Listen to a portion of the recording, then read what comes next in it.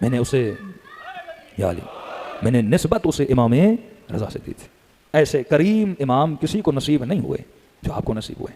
مولا جب پہنچے مشہد، ایک بوڑھا کہتا ہے میں پیدل چل کے آیا امام رضا کی زیارت کو. اب اس زمانے میں فوٹو تو نہیں تھے، کسی کو پتا امام کیسے دکھتے ہیں، بس پتا تھا فرزند رسول آئے. کہتا ہے صبح سویرے مشہد پہنچا، نماز ادا کی. میں نے کہا امام سے ملنے جاؤں گا، لیکن جانے سے پہلے ذرا نہا لوں، سفید جامہ سفید کپڑے پہنوں، طہارت کے ساتھ امام کے پاس جاؤں. کہتا ہے سیدھا حمام گیا نہانے کے لیے. جیسے حمام پہنچا، بہت کم لوگ تھے، اور میں نہانے لگا. اپنا سر دھویا، بازو دھوئے، ٹانگیں دھوئیں، پورا بدن دھویا. لیکن کہتا ہے میرا بوڑھا تھا، میرا ہاتھ میری پیٹھ پہ نہیں پہنچتا تھا. اب میں نے کہا پیٹھ پہ میل ہوگی، اتنا سفر کر کے میلا ہو کے کیسے جاؤں امام رضا کے پاس؟ روح کو پاک کیا، بدن بھی تو صاف ہو. کہتا ہے دائیں بائیں دیکھا، ایک جوان میرے کنارے پہ نہا رہا تھا. میں نے کہا جوان اگر زحمت نہ ہو میرے پیٹھ پہ ذرا ہاتھ مارو، کیونکہ میں آج اس سے ملنے آیا ہوں جس سے میں اتنا پیار کرتا ہوں کہ میں آپ کو بتا نہیں سکتا. اپنے محبوب و معشوق سے ملنے آیا ہوں. اس نے کہا ٹھیک ہے، کہ میری پیٹھ کو صاف کر.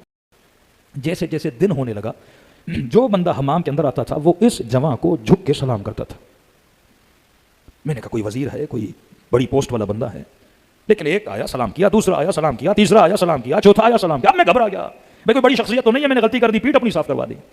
تو ساتھ میں جو بندہ نہا رہا تھا، میں نے کہا یہ کون ہے جو میری پیٹھ کو صاف کر رہا ہے؟ تو کہا بڑا خوش نصیب ہے، یہ آپ کی پیٹھ کو صاف کر رہے ہیں. کہ ہم ترستے ہیں ان کے قدموں کو چومنے کے لیے. کہ بتا تو صحیح کون ہے؟ کہ بوڑھے یہ وقت کا امام علی ابن موسیٰ رضا ہیں.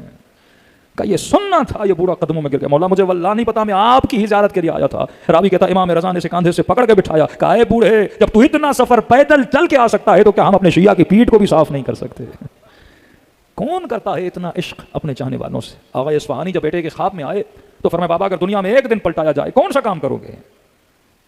ایک دن ملے تو عرض کی بیٹا ایک دن اگر پلٹایا جائے میں حضرت امام رضا کی زیارت کو جاؤں گا. کہ بابا وہ کیوں؟ کہ تجھے نہیں پتا لذت زیارت رضا کا. نماز کا بھی صلہ ملا، ہر عبادت کا صلہ اپنی جگہ.